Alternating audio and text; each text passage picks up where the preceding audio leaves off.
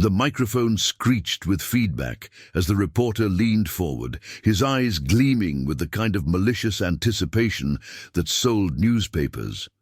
The press conference had been going for 20 minutes, but this moment felt different, electric, dangerous. "You're nothing but a boxer. What do you know about faith?" The words hung in the air like smoke from a cheap cigarette. The room fell silent except for the mechanical whir of television cameras, capturing what everyone sensed would become historic. Muhammad Ali sat perfectly still for 3 heartbeats. His hands, those legendary instruments of destruction and poetry, rested calmly on the table. When he finally spoke, his voice carried the weight of conviction that would echo through decades. "Brother, let me tell you something about faith." Ali's eyes never left the reporter's face. "Faith ain't something you learn in a classroom or read about in books. Faith is what gets you up at 4 in the morning when your body screams to stay down. Faith is what makes you believe you can move mountains when everyone tells you you're just a man with gloves." The reporter shifted uncomfortably, already regretting his question, but Ali wasn't finished. "You think boxing is just about hitting? You think this is just about being tough? Nah, man. Every time I step in that ring, I'm putting my faith on display for the whole world to see. Faith that God gave me these hands for a purpose, bigger than just winning fights. Faith that every punch I throw, every stand I take, every word I speak can change somebody's life." Across town, 12-year-old David Martinez pressed his ear closer to the radio in his family's cramped apartment. His mother worked double shifts at the hospital. His father had disappeared when David was 8, and the neighborhood kids called him weak because he refused to join their gang. But something in Ali's words made his spine straighten. Faith is knowing that when the whole world is against you, when they strip away your title, when they threaten to put you in prison for standing up for what you believe, you still got something they can't touch. "They can take my belt, they can take my money, they can take my freedom, but they can't take my faith." David's neighbor, Mrs. Rodriguez, was listening too. At 67, she'd buried 2 sons in Vietnam and watched her neighborhood crumble under drugs and violence. She'd stopped going to church after her youngest boy died, stopped believing in much of anything. But Ali's voice carried something she hadn't heard in years: hope wrapped in certainty. "See, when I was young, I thought faith was about being perfect, about never doubting, never questioning. But real faith is about getting knocked down and getting back up. It's about facing your fears and walking through them anyway. Every fighter knows what it's like to taste his own blood, to feel his legs wobble, to hear that little voice saying, 'Quit.' But faith is what makes you answer the bell for the next round." The reporter tried to interrupt, but Ali raised his hand gently, commanding the room with quiet authority. "You ask what I know about faith. I know that faith without action is dead. I know that if you believe in something, you got to be willing to sacrifice for it. I gave up 3.5 years of my career, the best years of my life, because my faith told me that killing people in a war I didn't believe in was wrong. That cost me millions of dollars, but it bought me something more valuable: the ability to look at myself in the mirror every morning." In a diner 15 blocks away, Vietnam veteran James Thompson paused with his coffee cup halfway to his lips. He'd been struggling with nightmares, with guilt, with the feeling that he'd lost his soul somewhere in the jungles of Southeast Asia. Ali's words hit him like a revelation. Maybe faith wasn't about being perfect. Maybe it was about being honest. Faith is what makes a man stand up when it's easier to sit down. It's what makes you speak truth when lies would be more profitable. It's what makes you love when hate would be simpler.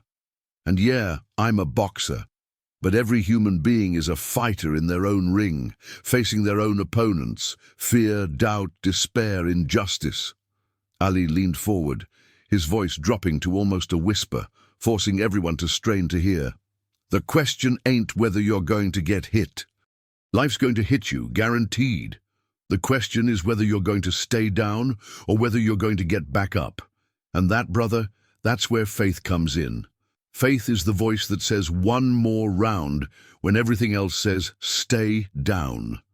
The press conference continued for another hour, but those words, those specific words about faith, would be replayed on radio stations across the country for weeks. They would be quoted in sermons, written in letters between soldiers and their families, whispered by mothers to children facing bullies at school. David Martinez would remember them when he refused to join the gang for the 100th time, when he chose to walk the long way home to avoid trouble, when he decided to focus on his studies instead of the easy money offered by drug dealers. Years later, he would become a teacher in the same neighborhood, using Ali's words to inspire his own students. Mrs. Rodriguez would return to church the following Sunday, not because she had all the answers, but because she understood that faith wasn't about having answers. It was about having the courage to keep asking questions, to keep believing in something bigger than her pain. James Thompson would seek counseling for his PTSD, would learn to forgive himself for surviving when others didn't, would eventually become a counselor himself, helping other veterans understand that healing wasn't about forgetting the past, but about having faith in the possibility of a different future. The reporter who asked the question would later admit in his memoirs that he'd intended to embarrass Ali, to expose him as an uneducated athlete, speaking about matters beyond his comprehension. Instead, he'd witnessed one of the most profound explanations of faith he'd ever heard.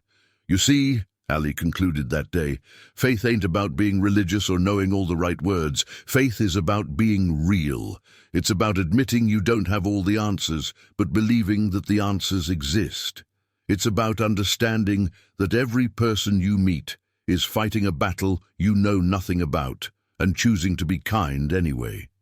It's about knowing that this life, this moment, this opportunity to make a difference, it's all temporary, but what you do with it can be eternal." The cameras stopped rolling, the reporters packed up their equipment, but the words lingered. They would be quoted in graduation speeches, referenced in civil rights meetings, shared between friends during difficult times. They would become part of the fabric of American consciousness, proof that sometimes the most profound truths come from the most unexpected sources. Ali stood up from the table, his massive frame casting a shadow across the room. As he walked toward the exit, he paused and turned back to the reporter who had questioned him. "And brother," he said with that famous Ali smile, "next time you want to test somebody's faith, make sure you're ready for the answer. Because real faith can move mountains, and sometimes it can even move hearts." The door closed behind him, but the impact of his words would reverberate for generations. In living rooms and barbershops, in schools and churches, in the quiet moments when people face their own doubts and fears, they would remember what Muhammad Ali said about faith. They would remember that being knocked down wasn't failure, staying down was. And in those moments of remembering, they would find the strength to get back up, to face another round, to keep believing in something bigger than themselves. Because that's what faith was, not the absence of doubt, but the decision to keep moving forward despite it. The greatest fighter of all time had spoken, and his words had done what his fists never could. They had reached into the souls of everyone who heard them and planted seeds of hope that would grow long after the cheering stopped and the lights went down. Faith, as Muhammad Ali understood it, wasn't about having all the answers. It was about having the courage to keep asking the questions, to keep fighting the good fight, to keep believing that tomorrow could be better than today. And in a world that often felt dark and uncertain, that kind of faith was exactly what people needed to hear. The press conference ended, but the conversation about faith, real faith, honest faith, transformative faith, was just beginning. Se você chegou até aqui e sentiu cada palavra dessa jornada sobre fé e coragem, não vá embora sem se inscrever. Eu conto essas histórias com o coração na mão para alcançar gente como você que sente, que se emociona, que vive. Se isso te tocou de verdade, retribui, comenta, se inscreve, venha fazer parte dessa família comigo. Ate o próximo vídeo.